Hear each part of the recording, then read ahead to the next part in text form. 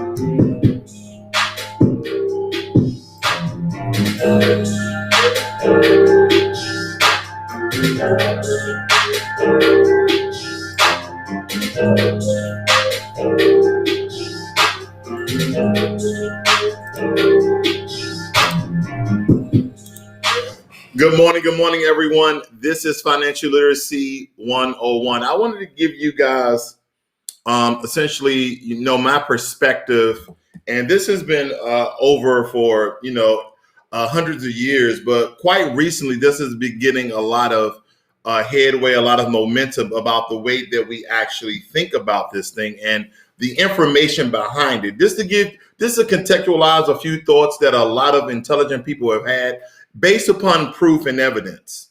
Okay, that's the most important thing. Based upon proof and evidence. I know a lot of you guys want the stimulus update. Now I'm going to give that.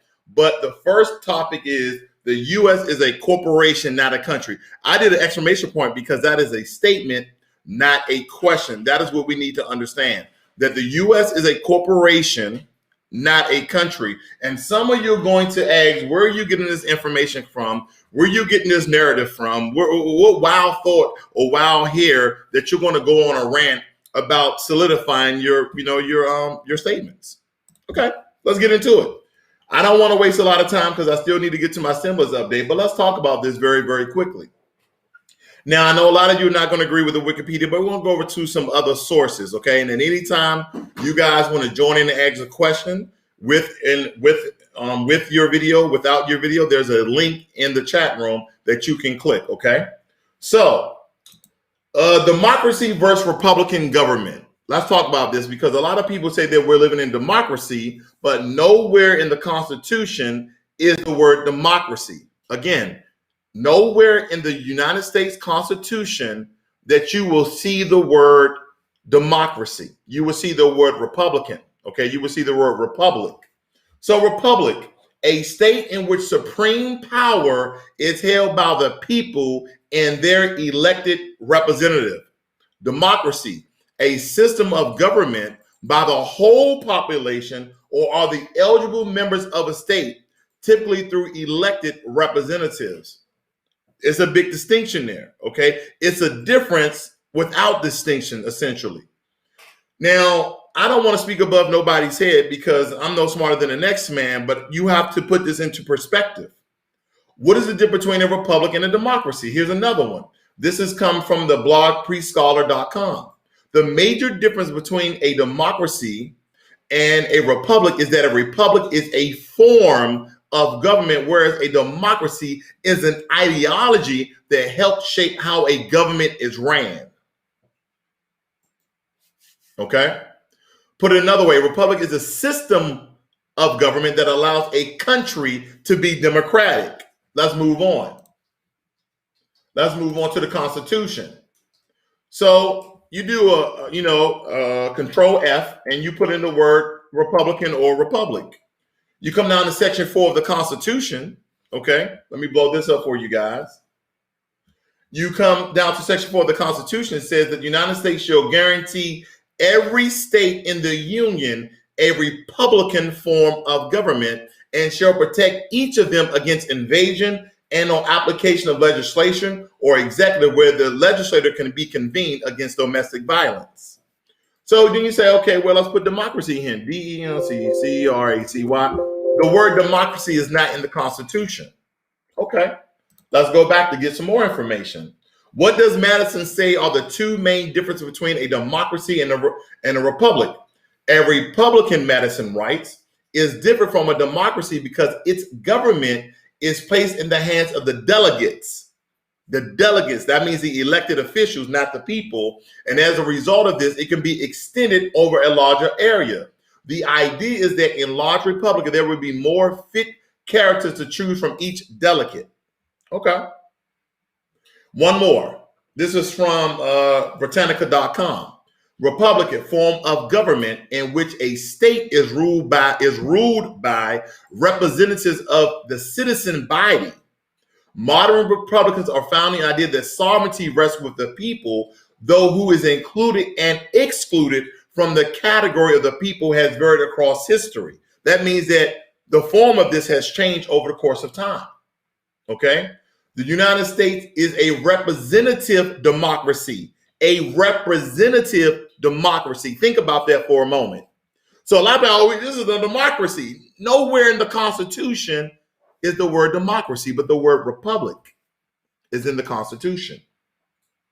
Let me bring something else to your viewage. I'm gonna go back to the Constitution. So we can go to the preamble, and we're not gonna be here long, ladies and gentlemen. I'm getting right to the point today. So the preamble states that we, the people of the United States, in order to form a more perfect union, establish justice. Let me blow this up so everyone can see it. Establish justice, ensure domestic tranquility, provide for the common defense, promote the general welfare, and secure the blessings of liberty to ourselves and our posterity, do ordain, establish the Constitution of the United States of America. Where in the Constitution it says that this is a country? I want you to go and research other countries, and you will see the word country. Okay, let's do a quick country. Let's see country. Let's see where it says country. The word country is not in the Constitution. You only hear United States of America. See, the U.S. is not a country. It's a corporation. It's a corporation. But a lot of people won't believe this. So when we talk about the stimulus package just, if you ever thought about it, it's just think about it. It's a severance package. How many severance packages do you actually get when you work the job? Usually a severance package when you quit. But here's the thing. We are commodities of this corporation. We are commodities of this corporation. I'm going to read a little bit more. The section 6 of the Constitution reads, the senators and representatives shall receive a compensation for their service to be ascertained by law and paid out of the Treasury of the United States. Where is this a country? Everything that you hear is a form of government that actually transform and relates to a corporation. This shall in all cases except treason, felony, and breach of the peace be privileged from arrest during the attendance at the accession of the representative house and in going to and returning from the same, and for any speech or debate in either house, they shall not be questioned in no other place. That basically says they have all the power. See, what they do is they pander to the American people, the corporation, those people who are running for positions in the corporation. And it may seem like a democracy, right? But what happens is we have, again, it says a Republican let me go back. I don't want to twist this up. The United States is a representative democracy. Okay. That means that our government is elected by citizens. But what happens is that since it's a representative democracy, we start off in voting our elected officials in a democracy sort of way, then it turns into a republic because it was already a republic in the first place. This isn't an illusion of what we're actually in. Just take heed to what I'm saying really quickly. Let me blow this up. And this is from archives.gov. This is a federal government website. So again, I'm going to read, we already know we the people, that's the preamble of the Constitution. Now the Constitution acted like a colossal merger. This is not my words. This is from archives.gov. The Constitution acted like a colossal merger, uniting a group of states with different interests, laws, and cultures. Under America's first national government, the Articles of Confederation, the states acted together only for specific purposes. The Constitution united its citizens as members of a whole, vesting the power of the Union in the people. Without the American experiment might have ended as quickly as it began. America is not a country, it's a constitution. I want to, if anyone has any question, there's a link in the chat. You can prove me wrong. Here's another one. I just want to bring this to your forefront. Anyone out there, does anyone own a house or pan on a house? Does anyone own a house or pan on a house? Or you already paid off your house? Okay, well, let me tell you this, ladies and gentlemen. I know I've said this plenty of times before on this channel during my program, is that simply because you own your house or pan on your house and you call it your house, the land that your house sits on, you will never own. You will never own. I'm going to tell you why. If you stop paying property tax. Because when you live in a corporation, you can have a department, you can have your own business that America actually contracts to, but you have to pay homage and taxes to the corporation in order to have that house. Because in countries, most countries, when you pay for your house and or land together, it's yours without any property tax. Ask yourself this question. Why is it that your taxes are separated by federal, state, and local? And then you have school tax, property tax, and sales tax.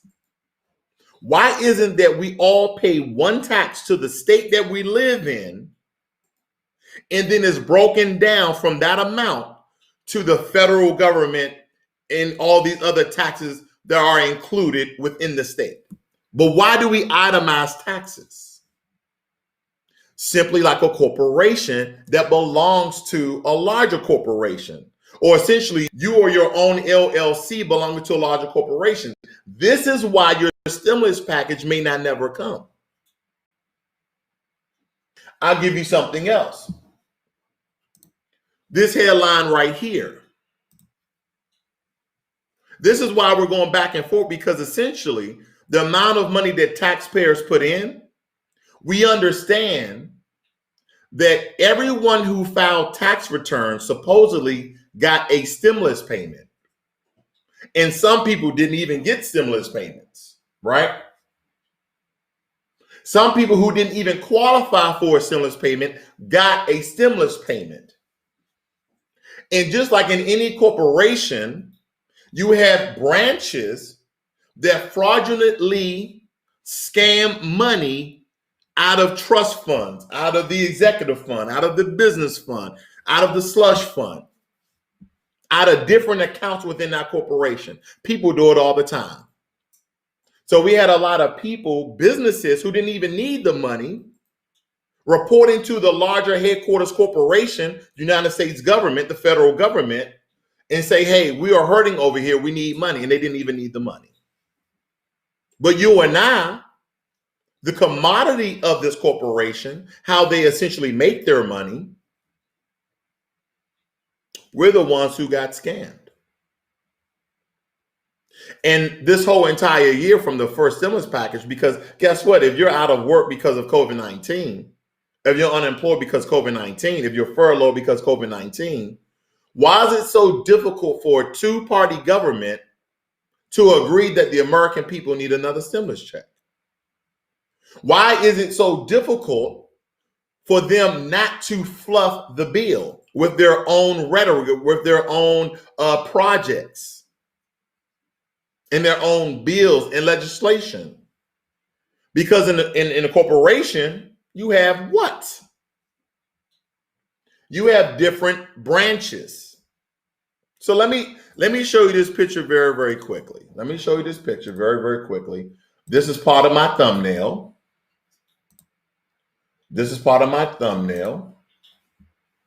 But I want you to see this as large as you can see it. Let's see here. Can I blow this up? I can't blow this up. Let's look at this very quickly. Let's look at this picture right here.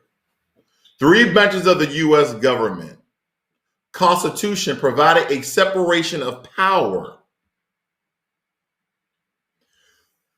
Legislative branch makes the laws. That's Congress, Senate, and House of Representatives. The executive branch carries out the laws. The president, the vice president, and the cabinet members. Judicial interpret the laws. Supreme Court and other federal courts, but essentially the judicial branch actually have more power than any other branch, because anytime you have an issue with the corporation and you pass your state and your local governments, you essentially want to go to the Supreme Court thinking that they're going to be unbiased based on the laws, rules, and regulation of this corporation. Am I wrong? Okay. Good morning, Jermaine Anderson. I see you, brother. Let's get into something else. Let me further try to give you some perspective of that. The United States is a corporation, not a country. See, the United States corporation is generally referred to as the federal government. And please note, in contract law, not coming from me, in contract law, it is always significant that all capitals are used when referencing a corporation name. A legal, clear distinction from a live individual, not people who lived long ago. See, the corporation was first created from my home city, the District of Columbia, aka Washington, D.C. Name another country where the head of the country, the head of the state, is not even within a state and or it's a district. See, via the Act of 1871, the United States Corporation operates under private international law with their own corporate constitution that actually has ties to Vatican and Rome. The various federal agencies, also corporations and their subsidiaries of the United States, are known as departments. See, we need to understand that government and corporation have different departments that handle different things. Like when you have an issue on your job with a co-manager or another employee, you go to the human resources department. When you have issues with your money, you go to the what? Finance department, okay, or finance office. So it's either department or office. You live in a corporation, not a country. That's why essentially when you give your power to vote for these elected officials, then your power then disseminates until the next 4 years or 2 years, depending on what level of government that you're actually voting in, whether it be local, state, or federal. This is a corporation, not a country. And the problem with us are we do not understand this, but the powers that be, the people who are in the knowing know this. Have you heard of the subsidiaries corporations, acronyms such as BLM, EPA, FDA, BIA, FERC, CIA, FBI, etc.? See, these American taxpayer deficient funded subsidiaries under the United States corporation, who do these corporate tentacles serve? Do they serve you, the people, or do they serve the United States corporation? A corporation is mandated to seek dominion over their competition. What or who serve as competition against the United States and its subsidiaries? Could the competition be against the common law, sovereign states, the status of the sovereign states, and the American people and the Constitution? See, the United States of America, James Madison, the father of the Constitution for the United States of America, said this, and I quote, I go on the principle that a public debt is a public curse, and in a Republican government, a greater curse than any other. See, in a country, you can't wake up one day and decide that the way we're going to do business is that we're going to take the standard of the dollar and change it into a fiat system of debt, because the world does not operate on the system of fiat. The world operates on the system of real currency. You live in a corporation, not a country. Now, you can try to argue that, debunk me, whatever. I'm just giving you the truth as I know it. Because what we need to understand, ladies and gentlemen, is that 12 days is 1 million seconds. 12 days is 1 million seconds. 3,100 years is 1 billion seconds, and 31,000 years is 1 trillion seconds. The national debt is now over $27 trillion plus. We, the American people, as one nation under God, must embrace the truth that the United States corporation exists, and taxpayer-funded, federally sponsored grants are their primary tool of seduction. You live in a corporation, not in a country. This is why you will never own your home. This is why you have no power in the government giving you a second stimulus check at any time or place. The only thing that you can do in a corporation is complain. The only thing you can do in a corporation is email the executives, is email the Congress, email the senators. That's all you can do. Because once you, in that small little space of a democracy where you had the power, and once you relinquish that power to that elected official, he or she or it has the power and the decisiveness of the decisions of your life and your well-being. So when you hear other people talk about that we live in a democracy, I want you to go up to them and give them an intellectual virtual slap in the face and say, in the United States Constitution, show me where we live in a democracy. Because again, and I quote, that the United States is a representative democracy. This means that our government is elected by citizens. And those citizens, once they elect those people, have no power. They have no power. Because again, the major difference between a democracy and a republic is that a republic is a form of government, whereas a democracy is an ideology that helps shape how a government is ran. See, you're predicating your thought pattern on people saying that this is a democracy, and it isn't. It's the ideology of a democracy, but we actually live in a republic. Once we vote, we have no power. That's why you don't have a second stimulus check. That is why you don't have a second stimulus check, because once you voted, you don't have any power.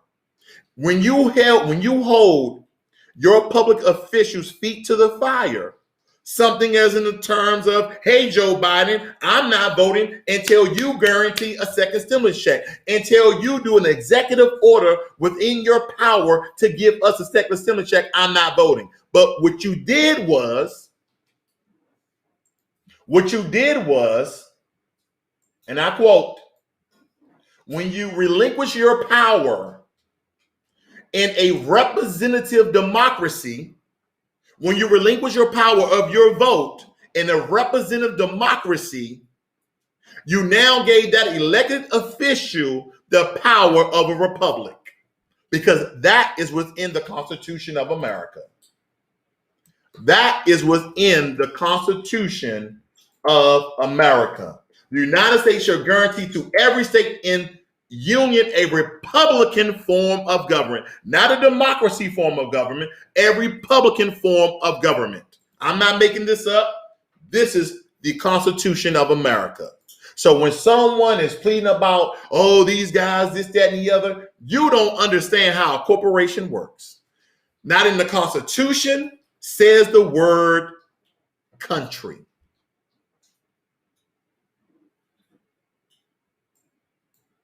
In the definition of democracy, it doesn't say the word country. In the definition of republic, it doesn't say the word country, because we live in a corporation. And once you relinquish your power of electing those executives,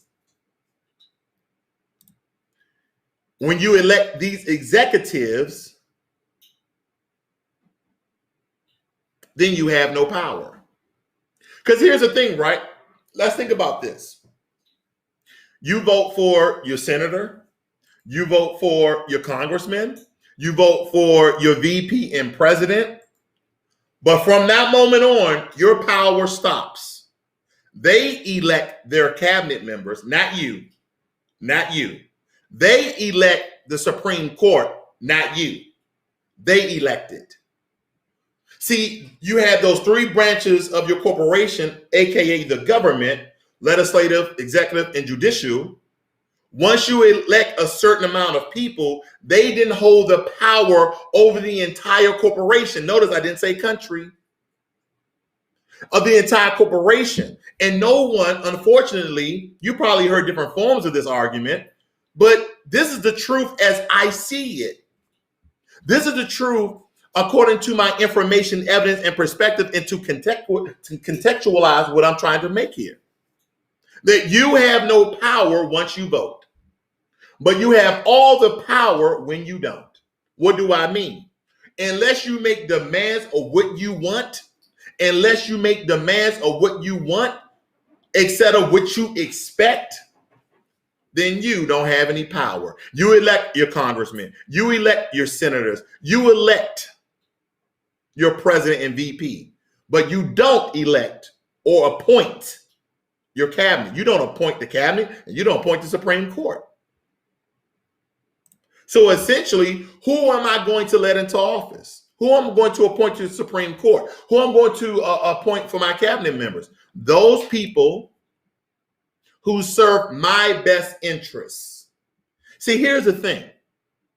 I hear all this rhetoric about the diversity in the cabinet members, and some people from different sects don't like Joe Biden's or Kamala Harris picks. I don't care, because I realized long time ago that once I vote, I have no power. See, the occurrence of this stimulus payment, the occurrence of these cabinet picks are the direct deflection of people not understanding their time and place in history. Time in history, your place in history, and who you are. You have to understand that you are a commodity inside of a corporation. You're not considered a person. You're considered a commodity, and you are stamped and you are branded with a birth certificate and a social security number. I know I'm speaking to somebody right now. And that's why anybody can steal your identity as long as they have your full name, date of birth, and social security number. It's too easy because you live in a corporation.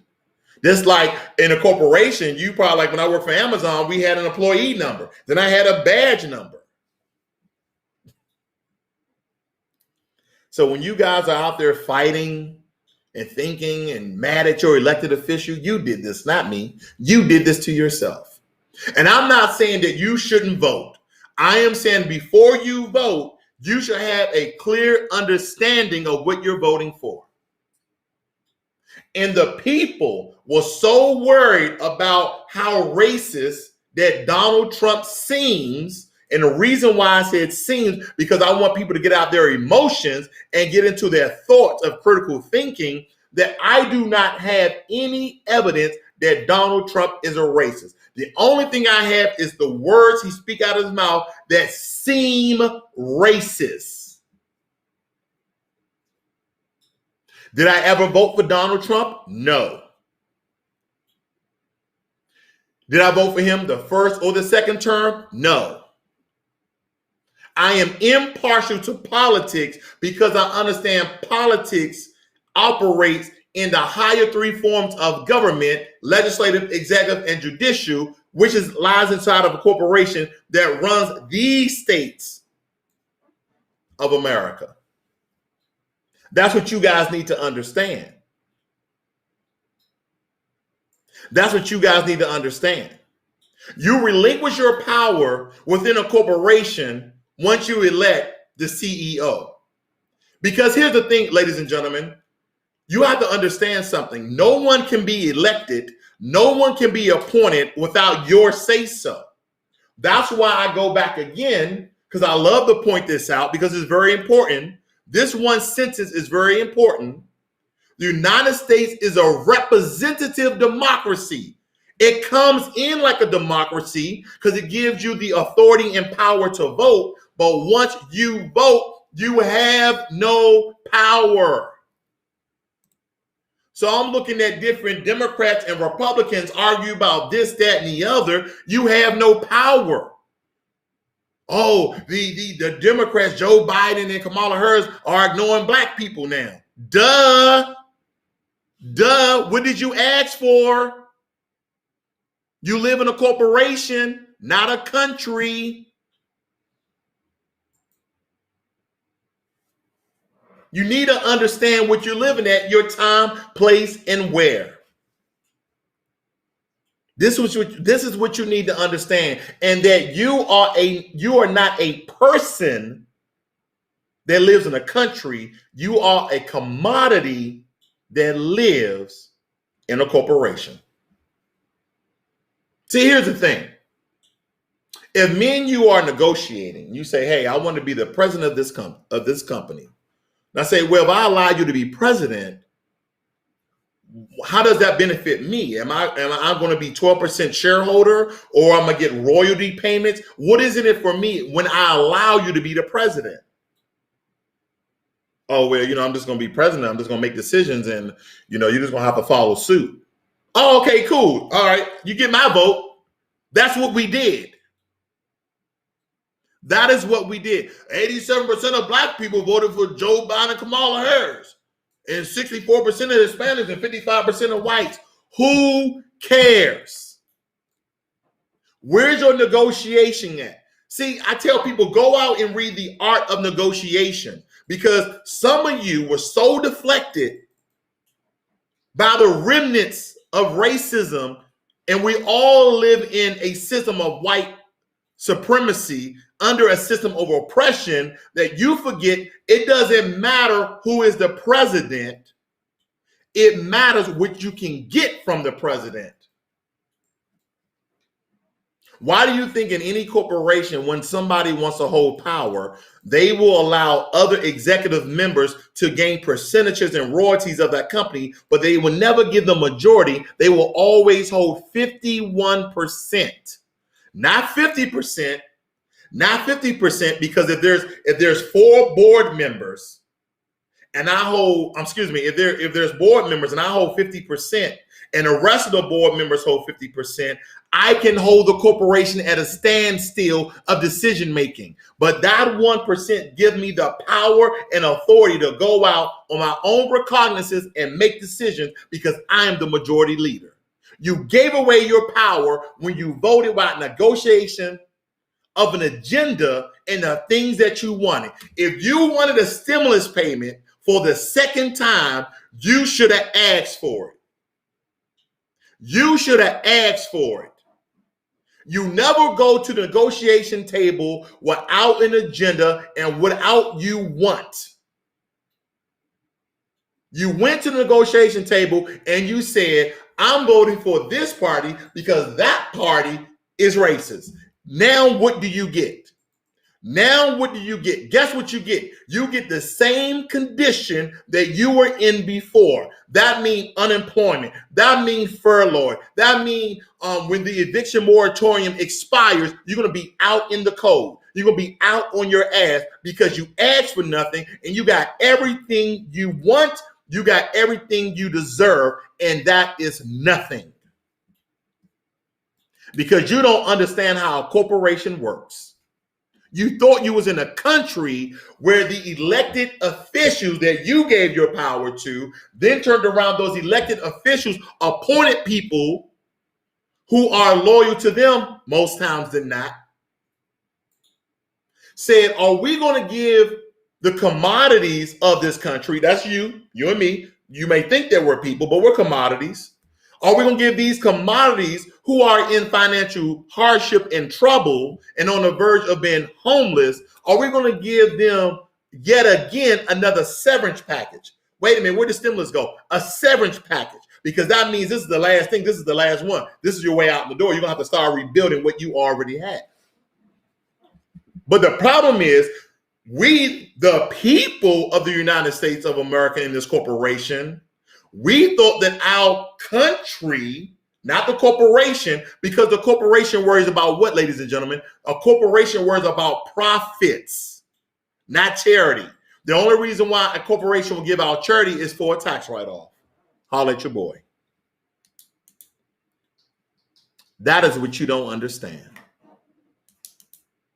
So next time, when you sit down and you're deciding who you're going to vote for, when you're deciding a second stimulus or third stimulus or some sort of benefit, realize first and foremost, you live in a corporation and not a country. Because a country, I will believe, would care about the people. With all the rhetoric and all the fluff and all the different bills, omni this and omni that they're trying to stick in the bill, they would just worry about the people. They would say, we're going to do two things. We're going to, matter of fact, we're going to do three things. We're going to extend the eviction moratorium. We're going to extend the unemployment benefits. And we're going to give individual monetary payments to the people. The same amount we gave in the CARES Act back in March and April. We're going to give everybody $1,200, and for at least 3 children, give them $500. That is why stories like this pop up. Because you don't know what you voted for. You voted to get Donald Trump out of office, but you didn't vote for anything else. So when you're asking your elected officials, and then those elected officials are appointed officials, that's pretty cool, right? You elect people to appoint people, and you gave your power away because you live in a representative democracy. See, people say, we're living in a democracy. No, you're not. You gave that power away once you voted. And I'm not telling anyone not to vote. I'm telling you, before you vote, what are you asking for? What are you asking for? It says here, key points. I'm not going to read this whole entire thing. Washington lawmakers from both sides of the aisle in both chambers announced a new bipartisan coronavirus relief proposal on Monday. The deal includes federal unemployment benefits and other measures, but excludes additional additional 1,200 stimulus checks. Some leaders on Capitol Hill and economists continue to believe those one-time payments are necessary to help fuel the recovery now. The economists are saying the people need another stimulus package.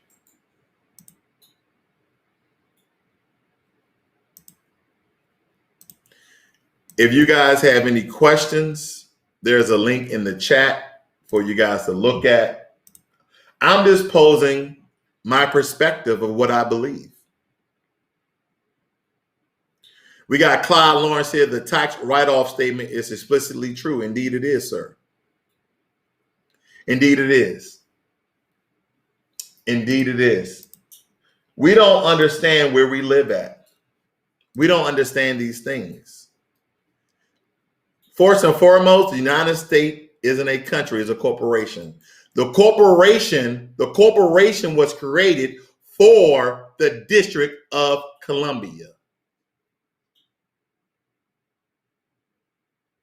The United States corporation operates under the private international law with their own corporate constitution, and those rights and or monies that we still pay today, is to the Vatican and the Roman Empire.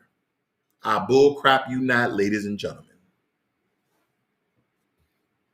I bull crap you not. You may take this as my own rhetoric and or rant. I would just say, go out, do your own research, and understand that you live in a corporation. Tells me how America is similar to any other country. So when you asking yourself, why isn't your country giving you a second stimulus check and the first stimulus check, then you will probably start getting to the thought pattern of, is this a corporation? Am I a commodity? Because again, another question that I would love anyone to to answer is this.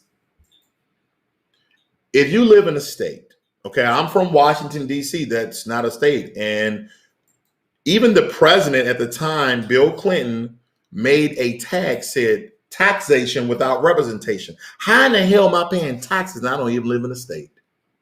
I don't even have a representative. The highest form of government in D.C. is a mayor. We don't have a governor. See, a governor in each state is like their president. They have councilmen and lieutenant governors and all of that. The highest form of government in the District of Columbia is a mayor. But we pay taxes. But all the most powerful people in the country lives where? Or operates out of where? The Washington, D.C., where the Capitol, the Lincoln Memorial, the Monument, so on and so forth. This is masterfully done because we, the people, we're uninformed or we're unintelligent. Both are explicitly true, and both can be true at the same time. You can be unintelligent and uninformed. You can be unintelligent or uninformed. But both can be true, but neither is wrong. Because the only problem that we have is that we were living under the illusion that we lived in a country that cared about us. Let me tell you something. Michael Jackson said it best. It just came to me. Michael Jackson said it best. I don't know the words. Somebody can please correct me in the chat, but he said, all I really want to say is that they don't really care about us. He was talking about the government.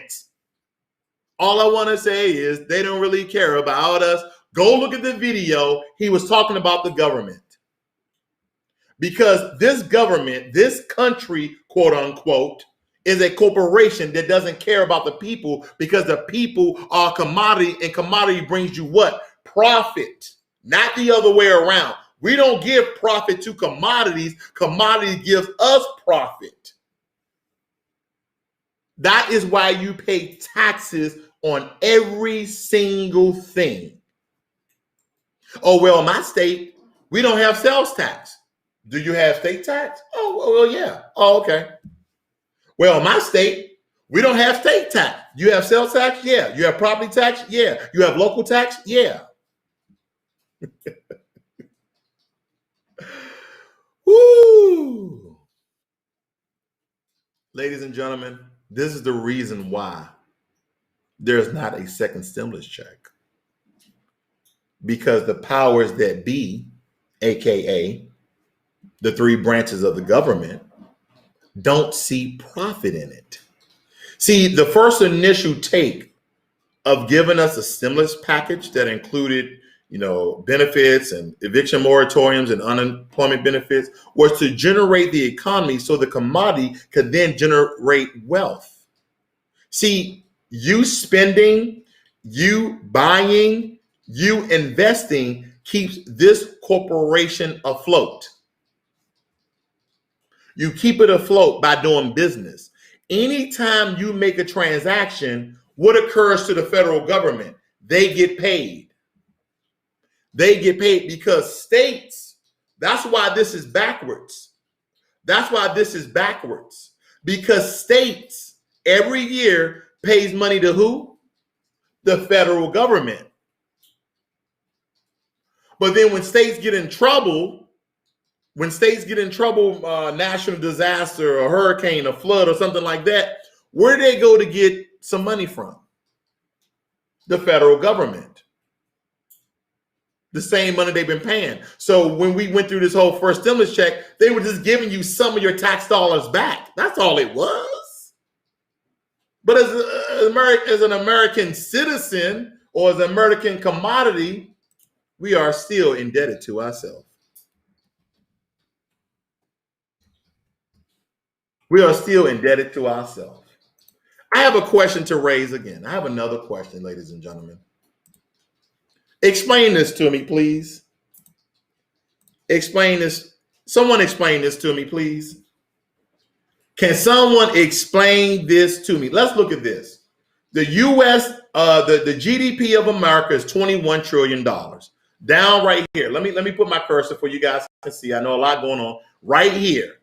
The GDP of America is $21 trillion. Okay? I'm going to be rounding up. The state revenue, total state revenue is $2 trillion. Okay. So now we have what? $23 trillion. $23 trillion. Okay. U.S. federal tax reserve is $3 trillion. $3 trillion. So where were we at? $26 trillion. A little bit over $26 trillion. The U.S. national debt is $27 trillion. Where is this debt at? Where is this debt?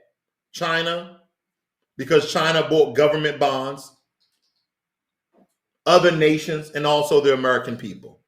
Because it says debt per citizen, listen to this, debt per citizen is $82,954, debt per taxpayer. How in the hell, if you're paying taxes, you still in debt?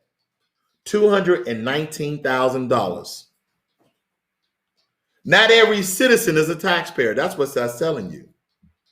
And every taxpayer, may not be a citizen. That is what it's telling me. Because how can this country operate? We're still the most powerful country. China's getting up there, but they're not close. But they're second in command.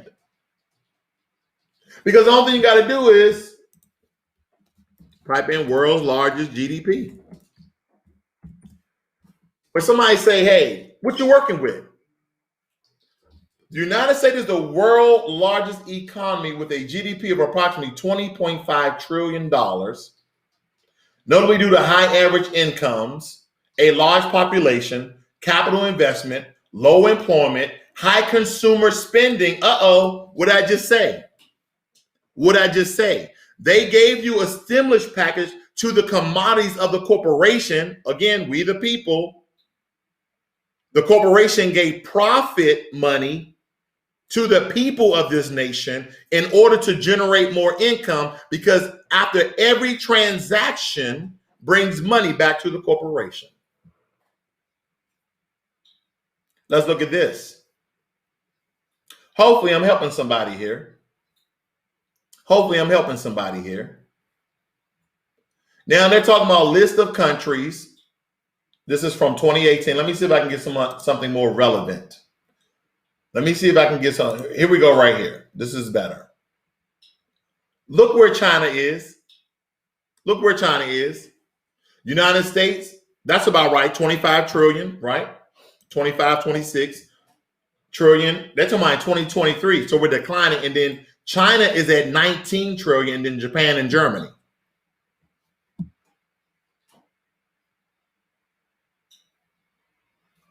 Someone in the chat said, who are the shareholders? Not you or me. You know what? Let's just have a little bit of fun before I get off here. I'm going to ask a very basic question to Google. And sometimes I have to go to DuckDuckGo because sometimes Google censors certain information to the people. And I asked the question right here. I said, who owns America?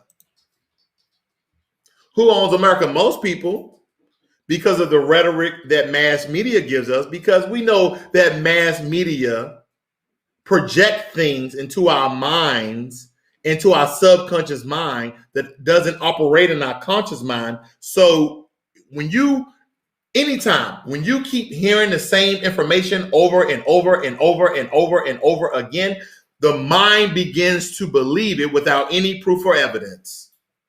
So when people look at Fox, when people look at CNN, when people look at NBC, they keep talking about the same things over and over again, and then you start to spew that poison out of your mouth because of the projections that those mass media sources, because we operate in a system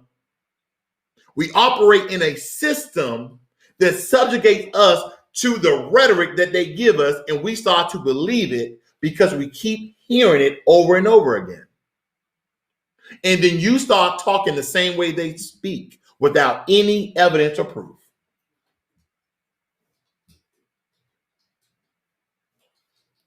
It says right here, who owns America? Well, it's not China.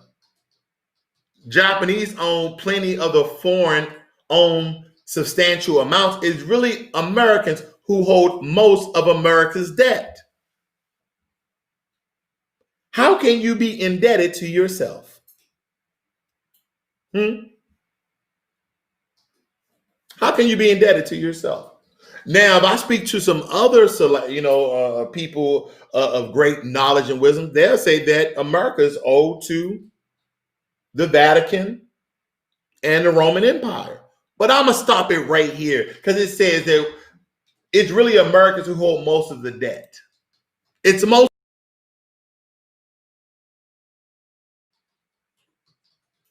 And here's a quick breakdown of countries that hold debt. It says here's a quick, fascinating breakdown by the total amount held in percentage of total U.S. debt. Look at this. They broke it down, ladies and gentlemen. They broke it down, ladies and gentlemen. Then you ask me, based upon my research and the evidence, this country still belongs to the Vatican and part of the Roman Empire. But so I don't speak too much about that piece, I would say that America is indebted to itself. So let's just run through some of these right here. Here's a breakdown of the U.S. debt. And some of this is going to shock you guys. Hong Kong, the Caribbean banking centers. How do the Caribbean banking centers own 1% of this country? Where do rich and powerful people put their money? I digress. Taiwan, Brazil, oil exporting countries. That's the Middle East. They don't want to say it. Mutual funds, commercial banks, state, local, and federal retirement funds, money market funds, United Kingdom, private pension funds, state and local governments, Japan, U.S. households, China. China owes 8% of our country, aka corporation. The U.S. Treasury, 1.63 trillion. Social Security Trust Fund, 19%. We are indebted to ourselves, ladies and gentlemen. Before, did I freeze? I believe I froze. Give me 1 second. Hopefully you guys can still hear my voice. I'm gonna keep pressing on because I think I froze here. But nonetheless, as Shina said, every president has to go see the Pope. That go visit is the approval for them to be president. But I digress. Let's talk about something more realistic here. Let's talk about this. How can you be indebted to yourself?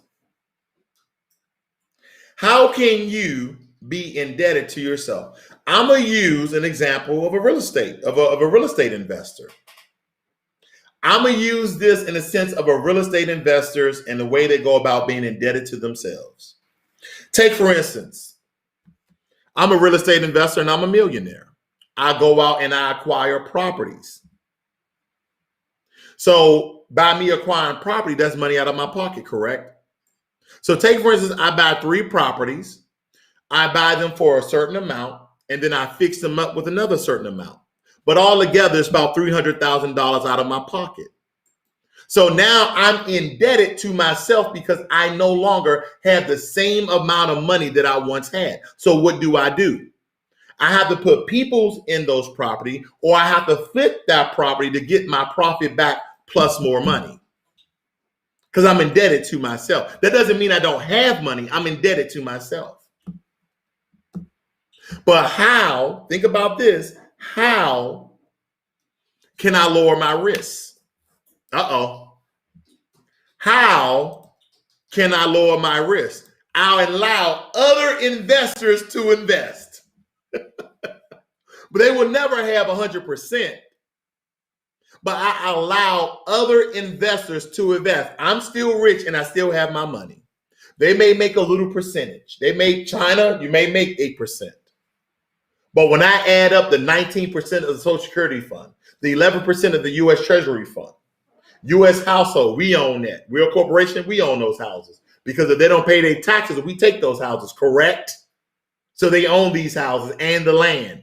You will never own land in America, and they know 99% of the population will not uproot their house from the land because it's going to fall apart. Because you will have to break the concrete slab, which is the foundation of the house. No foundation, no house.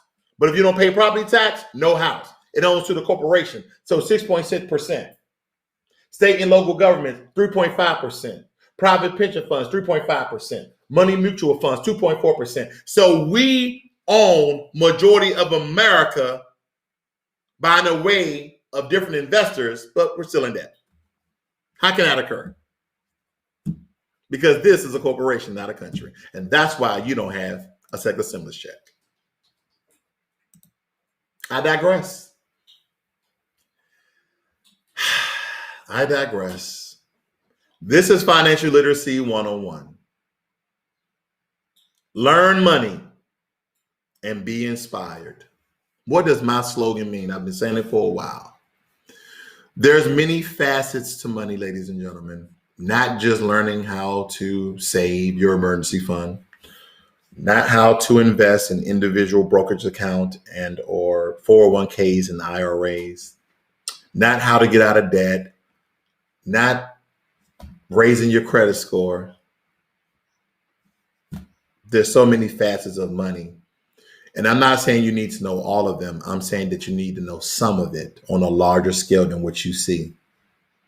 Because I'm going to leave you with this one thing, and hopefully you understand what I'm talking about. Without credit, there's no debt. Without credit, there's no debt. Without debt, there's no credit. Think about that. What if you worked your butt off to start your business and you save majority of your paycheck? You pay your house or apartment rent and mortgage, your utilities and food, and you saved every other dollar to start your business with $5,000, $10,000, $15,000.